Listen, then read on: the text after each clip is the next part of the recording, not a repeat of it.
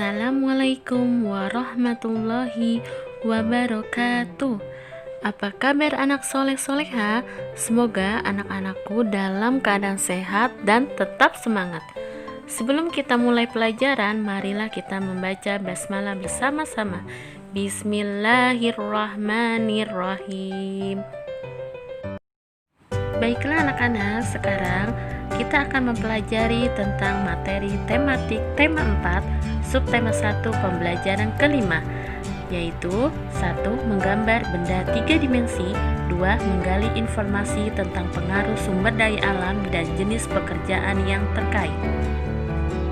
Dan sekarang anak-anak tolong siapkan buku paket, pensil, dan penghapus agar pembelajaran kita hari ini berjalan dengan lancar. Pernahkah kamu mengamati benda-benda yang ada di sekitarmu seperti televisi, vas bunga, gelas, mangkuk, kulkas, botol, lemari, atau benda lainnya?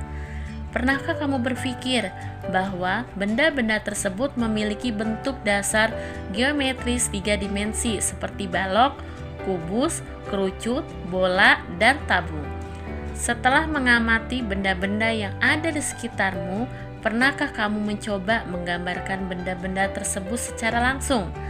Pada materi kali ini kita akan belajar bagaimana menggambar bentuk benda 3 dimensi tersebut dan mengenal media dalam menggambar.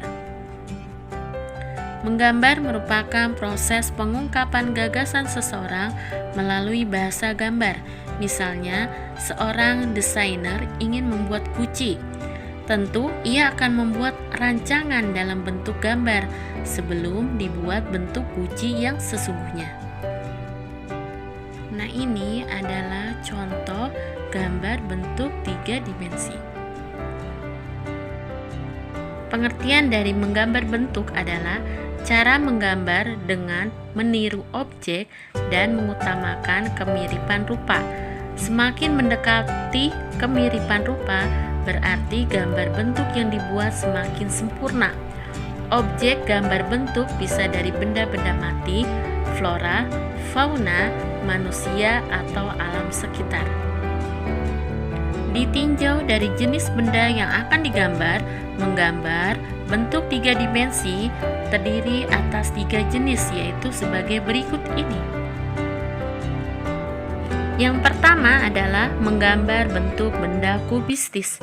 Benda kubistis adalah benda-benda yang bentuknya menyerupai bangun kubus atau balok, misalnya meja, kursi, lemari, bak sampah, kotak, pensil, kulkas, dan sebagainya. Kedua, menggambar bentuk benda silindris. Benda silindris adalah benda-benda yang bentuknya menyerupai silinder atau elips, misalnya botol, gelas, piring, mangkuk, teko, dan sebagainya. Yang ketiga, menggambar bentuk benda bebas. Benda yang memiliki bentuk bebas adalah benda-benda yang bentuknya tidak beraturan, misalnya buah-buahan, pepohonan, batu-batuan, dan benda-benda lainnya. Nah, di samping adalah contoh gambar-gambar. A. Gambar bentuk benda kubistis. Yang B. Gambar bentuk benda silindris. Yang C. Gambar bentuk benda bebas. Sekarang kita akan belajar tentang prinsip menggambar bentuk. Untuk dapat menggambar bentuk dengan baik dan benar, diperlukan pengetahuan dan penguasaan terhadap prinsip-prinsip dan langkah kerjanya. Ada beberapa prinsip yang perlu diperhatikan, antara lain adalah 1. Model. Model adalah objek yang dijadikan acuan untuk menggambar. Menggunakan model berarti menggambar bentuk terfokus pada objek yang digambar, bukan sekadar ingatan. Model gambar dapat dibuat secara langsung atau tidak langsung. Menggambar secara langsung yaitu dengan menatap model yang ada di depan mata.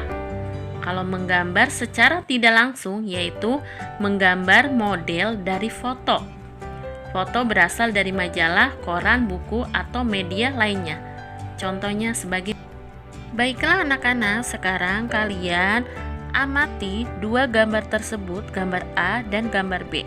Untuk gambar A itu menggambar model secara langsung karena dia menatap model yang ada di depan mata.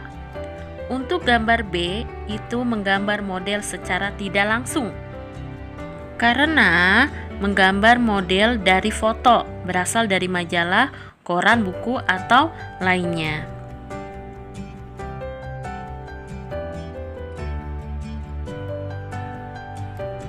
Pertama adalah media kering. Peralatan ini digunakan pada bidang gambar dengan media warna dalam keadaan kering. Praktik penggunaannya digoreskan langsung pada permukaan bidang gambar. Peralatan tersebut antara lain sebagai berikut ini. Pertama adalah pensil, merupakan alat tulis yang sangat penting untuk membuat sketsa gambar atau objek. Nah, kemudian krayon memiliki sifat padat dan lunak sehingga cocok untuk membuat gambar blok atau gradasi. Yang ketiga, spidol terdiri atas beragam pilihan warna sesuai untuk menggambar dengan teknik arsir atau blok. Yang keempat adalah konte, merupakan sejenis pensil dari bahan lunak berwarna hitam pekat, sering untuk membuat gambar, gradasi, atau benda-benda bertekstur halus. Kelima adalah drawing pen, alat menggambar yang sering digunakan untuk teknik arsir dan blok.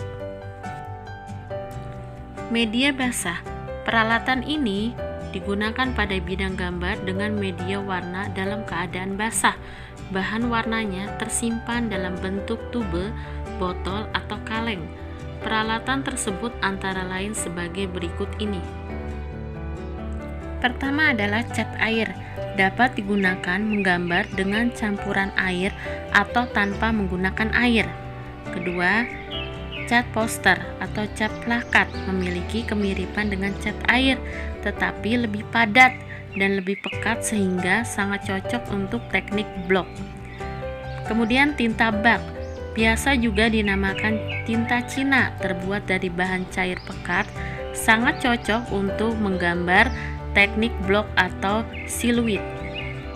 Yang keempat adalah cat minyak untuk menggambar dengan menggunakan bidang gambar berupa kain.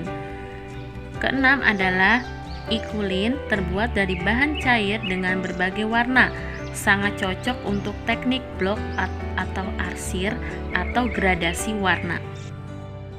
Baiklah anak-anak, sekarang ayo mengamati pengaruh sumber daya alam terhadap jenis pekerjaan.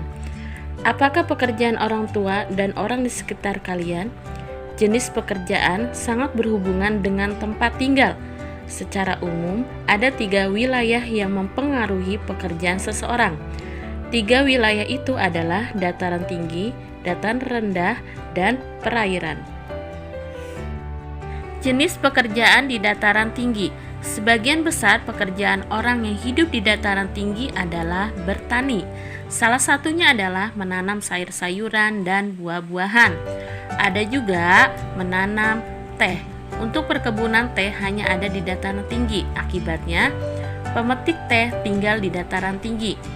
Selain menggarap ladang, orang yang tinggal di dataran tinggi juga beternak. Contoh hewan yang sering diternakan adalah sapi perah. Kedua, jenis pekerjaan di dataran rendah. Apakah pekerjaan orang yang hidup di dataran rendah? Sebagian besar orang yang hidup di dataran rendah adalah petani, misalnya padi dan palawija. Padi ditanam ketika musim hujan, sedangkan palawija ditanam ketika musim kemarau. Selain bertani, orang yang tinggal di dataran rendah juga memelihara hewan ternak. Contohnya adalah ayam dan bebek. Ketiga adalah jenis pekerjaan di perairan. Jenis pekerjaan orang yang tinggal di perairan adalah nelayan.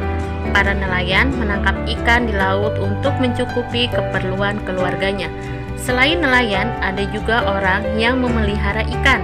Banyak jenis ikan yang sengaja dipelihara orang yang hidup di perairan. Setelah ikan yang dipelihara cukup besar, mereka akan memanennya. Baiklah anak-anak, sekarang buka buku paket halaman 58 melengkapi tabel berbagai jenis pekerjaan. Perhatikan beberapa gambar tentang berbagai jenis pekerjaan dan menulislah tugasnya dan apa yang dihasilkan oleh mereka. Contohnya adalah gambar 1 itu pekerjaannya nelayan. Tugasnya mencari ikan di laut. Hasilnya adalah ikan laut. Gambar yang kedua adalah jenis pekerjaan petani. Tugasnya menanam sayuran, buah-buahan, dan menanam padi. Hasilnya sayuran, kangkung, jagung, buahan, apel, jeruk, pisang, dan juga beras. Dan untuk gambar nomor 3, 4, 5, dan 6 dikerjakan di buku paket halaman 58 dan 59. Baiklah anak-anak, cukup sekian dulu dari Miss. Selebihnya dan kekurangannya Miss mohon maaf. Terima kasih banyak. Wassalamualaikum warahmatullahi wabarakatuh.